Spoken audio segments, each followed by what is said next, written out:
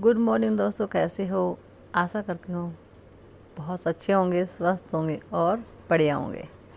तो दोस्तों, आज का व्लॉग शुरू करते हैं, लेकिन कुछ काम हो गया है। यानी कि मैं पहले खाना वाना बनाने लगी थी, इसके चक्कर में मैंने व्लॉग शुरू नहीं किया था।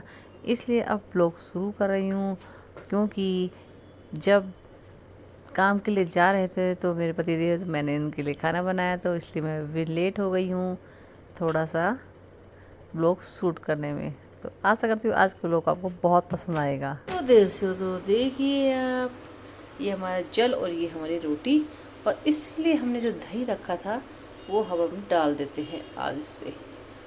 तो ये आपको अवश्य डालना, दही तो घी मीठा और दही तो आपको अवश्य रखना ही है। तो चलते हैं हम अपने मिशन की ओर।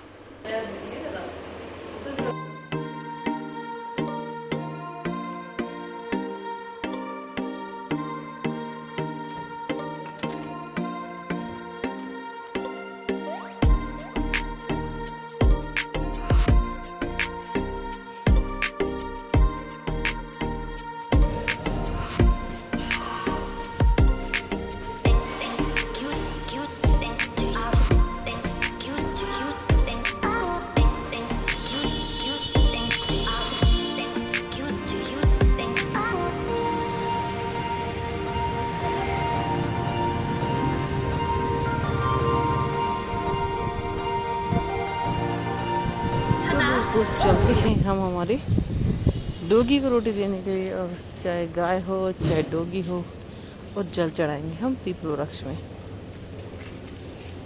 तो आज कोई डोगी दिख नहीं रहा, थोड़ी देर में आके डोगी अपनी रोटी खुद खा लेगा।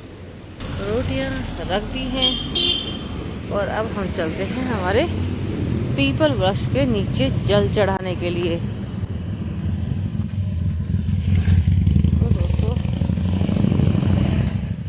आज देखिए बहुत कम भीड़ है, कोई दुकानें नहीं खुली अभी ज़्यादा।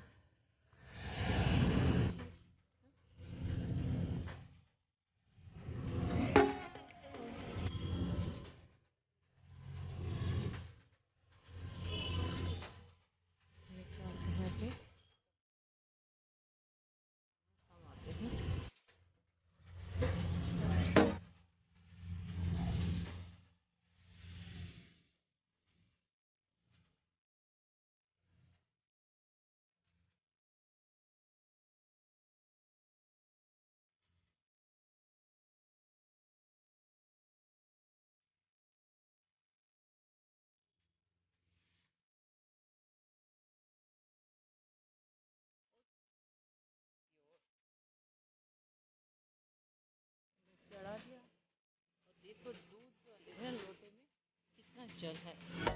हम आ चुके हैं अपने घर और करते हैं। तो दोस्तों, अब हम करने जा रहे हैं भागवत के पाठ। यानी कि श्राद्ध पक्ष में भागवत के पाठ करना बहुत शुभ माना जाता है। अगर आप सुनना चाहते हैं तो इस वीडियो में मैं आपको एक अध्याय सुनाती हूँ। अगर पसंद आता है तो वीडियो को लाइक अवश्य कीजिए, चैनल सब्सक्राइब भी कीजिए, और आप कमेंट बॉक्स में बताइए कि पूरी भागवत आपको सुनानी है क्या पढ़ के। तो मैं आपको हर एक अध्याय पढ़ के अच्छे से सुना दूंगी। तो दोस्तों, मैं पढ़ रही हूँ 15वां अध्याय। आपको अच्छे से समझ में आए तो जरूर बताना, और कुछ कमी लगे तो भी आप बताना मुझे। तो हम शुरू करते हैं। इसके बीच में आपसे कोई बात नहीं करूँगी, क्योंकि मैं सिर्फ आपको भागवत का पाठ ही सुनाऊंगी।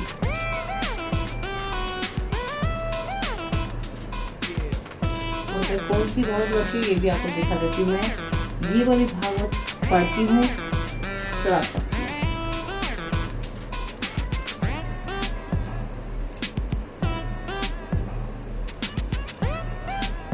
सबसे पहले करना है अपना गुरु का ध्यान, उसके बाद हमें भागवत का पाठ शुरू करना है। तो गुरु मंत्रों को जाप करते हुए हम अध्याय पाठ को शुरू करेंगे।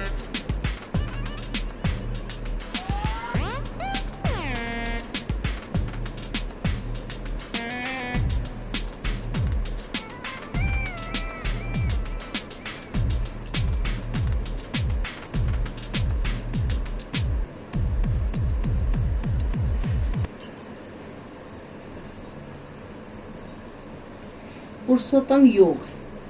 भगवान ने कहा जाता है कि एक शास्त्र अध्यक्ष वृक्ष है जिसकी जड़ें तो ऊपर की ओर हैं और शाखाएं नीचे की ओर हैं तथा पत्तियां वैदिक स्रोत हैं। तो इस वृक्ष को जानता है वह वेदों का ज्ञाता होता है। इस वृक्ष की शाखाएं ऊपर तथा नीचे फैली हुई है और प्रकृति के तीनों गुणों द्वारा पोषित है।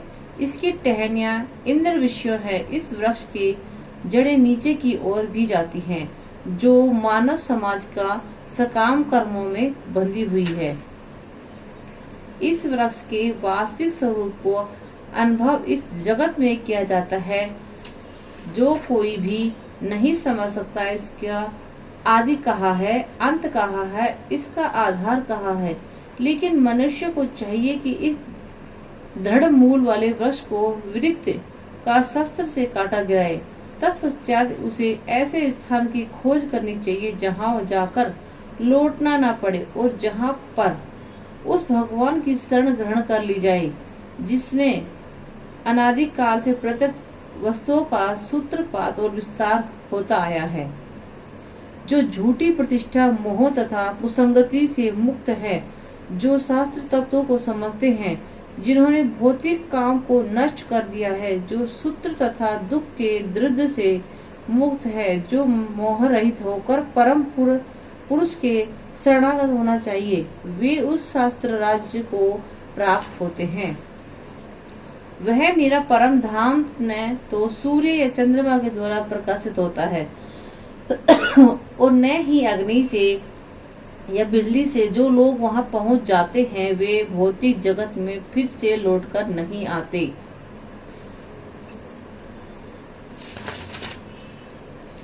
इस बुद्ध जगत के सारे जीव मेरे शस्त्र अंश हैं। बुद्ध जीव के कारण वे छहों इंद्रियों से घोर संघर्ष कर रहे हैं, जिनमें मन भी सम्मिलित है।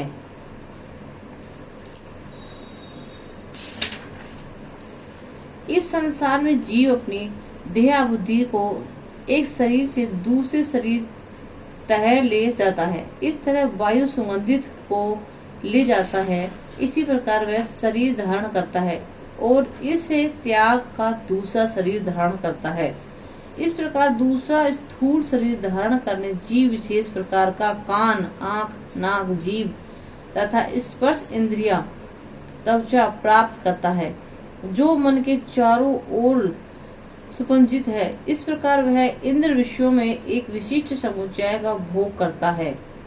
मूर्ख न हो तो समझ पाते हैं न कि जीव किस प्रकार का अपना शरीर त्याग कर सकता है, न ही वे समझ पाते हैं प्रकृति के गुणों के अधीन वह किस तरह के शरीर को भोग करता है। लेकिन इसकी आंखें ज्ञान में प्रशिक्षित होती है, वह यह सब देख सकता है।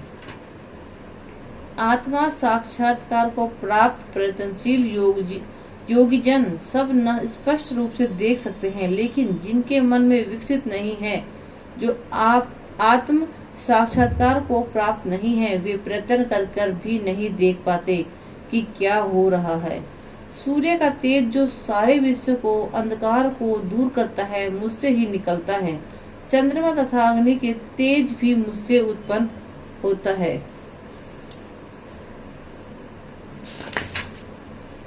मैं प्रत्येक लोक में प्रवेश करता हूँ और मेरी शक्ति के सारे लोग अपनी रक्षा में स्थित रहते हैं। मैं चंद्रमा बनकर समस्त वनस्पतियों को जीवन रस प्रदान करता हूँ। मैं समस्त जीवों के शरीरों में पाचन अग्नि में हूँ और मैं श्वास प्रवास में रहकर भी 4 प्रकार के अन्नों का पचाता हूँ। मैं प्रत्येक जीव के हृदय में आसीन हूँ और मुझसे ही स्मृति, ज्ञान तथा विस्मृति होती है। मैं ही वेदों के द्वारा जानने योग्य हूँ। निसंदेह मैं वेदांत का संकल्पकर्ता तथा समस्त वेदों को जानने वाला हूँ। जीव 2 प्रकार के होते हैं, च्युत, अच्युत। भौतिक जगत में प्रत्येक जीव च्युत होता है और आध्यात्मिक जगत में प्रत्येक जीव अच्युत कहलाता है। इन दोनों के अतिरिक्त एक परम पुरुष परमात्मा है जो साक्षात अविनाशी भगवान है, जो तीनों लोकों में प्रवेश करके उनका पालन कर रहा है। चूंकि मैं क्षर तथा अक्षर दोनों के पूरे हूँ और चूंकि मैं सर्वश्रेष्ठ हूँ, अतएव मैं इस जगत के तथा वेदों के परम पुरुष के रूप में विख्यात हूँ। जो कोई भी मुझे संयम रहित होकर पुरुषोत्तम भगवान के रूप में जानता है, वह सब कुछ जानने वाला है। अतएव हे भरत पुत्र, वह व्यक्ति मेरे पूर्ण भक्ति में रत रहता है। हे अनघ, यह वैदिक शास्त्रों से सर्वाधिक गुप्त अंश है, जिसे मैंने सब प्रकट किया है। जो कोई इसे समझता है वह बुद्धिमान हो जाता है और इसके प्रयास पूर्ण होंगे। तो दोस्तों, अब आ चुका हमारा 16 अध्याय, वो हम करेंगे कल। तो आज के लिए हमारा एक अध्याय संपन्न हुआ और हम विश्राम देते हैं भागवत कथा को।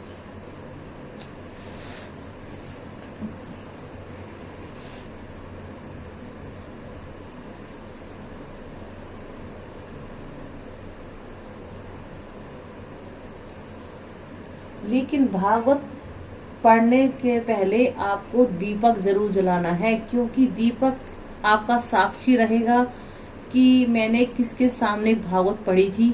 तो दोस्तों, दीपक जला के आप अवश्य बैठे अपने मंदिर में और उसके सामने आपको अपना भागवत का पाठ करना है। तो मैं आज की वीडियो में इतना ही, बाकी कार्य करती हूँ इसके बाद में। तो बस आज की वीडियो यहीं करते हैं एंड। तो थैंक यू दोस्तों।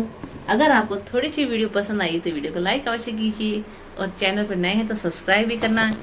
और मिलते हैं अगली वीडियो में।